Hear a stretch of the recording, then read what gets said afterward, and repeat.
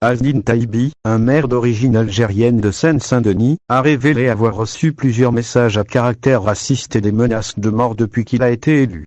Il a également regretté que les violences contre les élus issus de l'immigration soient en augmentation ces derniers temps en France.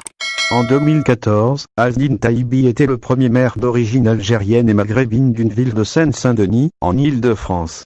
Dans un témoignage recueilli par le média France Bleu, le maire PCF, Parti communiste français, Destin a révélé que sa mission n'était pas toujours facile à cause de ses origines algériennes. À l'époque, je recevais déjà quelques courriers d'insultes, mais c'était 1 ou 2 messages par mois, je n'y prêtais pas vraiment attention, confie Azdine Taibi. Celui qui a été réélu à Stein en mars 2020 a néanmoins souligné que ce genre de violence s'était multiplié depuis quelque temps. Sale bougnoul, sale arabe, retourne dans ton pays. En effet, l'élu français d'origine algérienne affirme que la situation devient inquiétante. Durant cette dernière période, c'est vraiment préoccupant.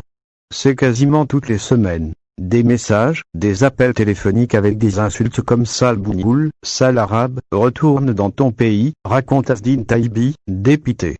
Mais ce n'est pas tout. En plus des insultes racistes, le maire fait également face à des menaces de mort.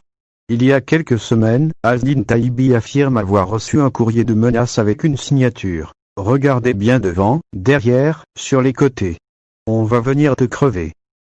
Le maire PCF ne cache d'ailleurs pas ses craintes. Je me dis que ces personnes-là vont certainement un jour passer à l'acte, s'inquiète-t-il. Le maire français d'origine algérienne se sent abandonné dorénavant. Azdine Taibi dit qu'il portera systématiquement plainte contre toute nouvelle menace parce que trop, c'est trop. Le maire de Stein compte sur la justice française pour faire face à ce genre de dérive.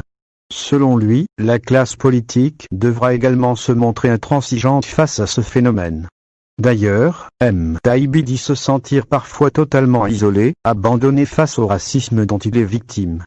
Selon lui, on banalise ses actes, notamment à cause des Zemmour et compagnie qui passent encore à la télévision.